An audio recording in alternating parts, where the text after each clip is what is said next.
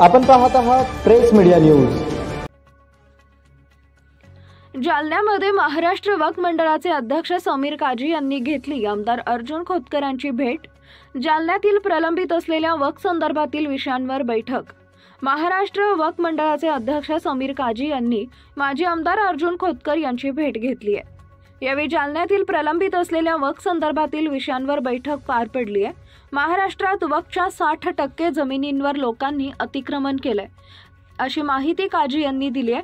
वक्फ जमिनीवरील अतिक्रमण काढण्यासाठी आम्ही कारवाई करत असल्याचं यावेळी त्यांनी सांगितलंय। अर्जुन खोतकर साहेबांची तुम्ही भेट घेतलेली आहे आणि महापालिकेत तुमची बैठक सुद्धा पार पडणार आहे। काय नेमकं बैठकीत करण्यात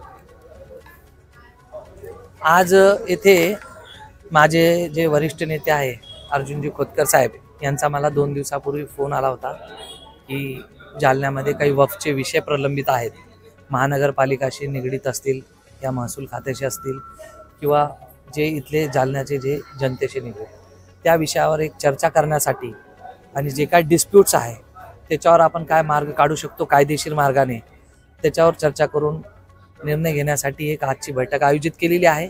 आणि आजच्या बैठकीमध्ये जालन्यामधील जे काही वक्फचे विषय आहेत प्रलंबित विषय त्याच्यावर आम्ही चर्चा करून जे काही मार्ग निघेल ते काढायचा आम्ही प्रयत्न करणार आहोत। आज तुम्ही फुलंब्रीच्या नाट्यगृहात देखील बैठक घेणार आहात, त्याच्या विकासासंदर्भात तुमची बैठक होणार आहे, काय नेमकं? फुलंब्री नाट्यगृहाचे जे आमचे संबंधित अधिकारी आहेत वक्फ बोर्डाचे, संभाजीनगरचे मुख्यालयाचे आणि स्थानिक जालनाचे, ते पण इथं बोलावलेले आहेत। त्यांच्यासोबत चर्चा करू। ती संबंधित पूर्ण फाईल अजून मी पाहिलेली नाहीये, ती फाईल पाहिल्यानंतर जे काय वक्फ अधिनियमामध्ये तरतूद आहे त्या तरतुदीप्रमाणे आम्ही त्याच्यात काम करू। वक्फ बोर्डाच्या जमिनी अनेकांनी बेकायदेशीररित्या बळकावल्या आहेत, त्यांचं वाटप देखील झाल्याचे प्रकार आहेत, कशा प्रकारे यांच्यावर कारवाई केली? जमिनी बळकावण्याचा जे प्रश्न आहे ना, ते महाराष्ट्रामध्ये जवळपास आमच्या जे काय वक्फच्या जमिनी आहेत 60% जमिनीवर इन्क्रोचमेंट आहे, अतिक्रमण केलेलं आहे लोकांनी। या जमिनीवरील अतिक्रमण काढण्यासाठी वक्फ अधिनियमामध्ये एक तरतूद आहे, कलम 52 प्रमाणे 54 प्रमाणे, त्या कायद्याप्रमाणे आम्ही कारवाई करतोय। आणि आता आमच्याकडे यापूर्वी स्टाफ नव्हता म्हणून ही कारवाई प्रलंबित व्हायची, कारवाई होत नव्हती। पण ज्यावेळेस मी मेंबर झालो त्यावेळेस फक्त 23 लोक होते वक्फ बोर्डमध्ये, आज 200 प्लस 250 लोक आहेत, प्रत्येक जिल्ह्यामध्ये कर्मचारी आहेत। त्याच्यामुळे लोकांना जे पहिले गैरसमज होता की वक्फ बोर्डाकडून कधीच काही कारवाई होत नाही, ही जमीन आपली नाही आपल्या बापाची आहे असे समजून जे बसायचे, तर ते असं होणार नाही।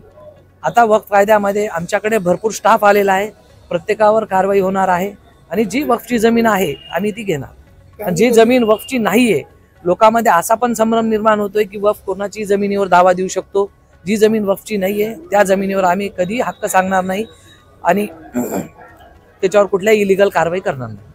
कारवाई कधी सुरू होणार? कारवाई आमची सुरू आहे, प्रत्येक जिल्ह्यामध्ये आमचा ट्रायल चालू आहे।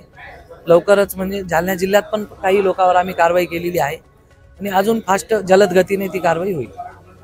पण याच्यामध्ये अजून एक आहे की जे 1995 पूर्वीचे जे काही कब्जेदार किंवा आमचे अधिकृत किरायदार आहेत आणि जरी ते डिफॉल्टर असतील तर कायद्यामध्ये 1995 पूर्वीच्या त्यांना एक संरक्षण दिलेलं आहे, ते जर स्वतःहून आले तर आम्ही त्यांना वेलकम करू, कायद्याप्रमाणे त्यांना आम्ही संरक्षण देऊ, ते जर वक्फ कायद्यानुसार भाडे द्यायला तयार असतील तर।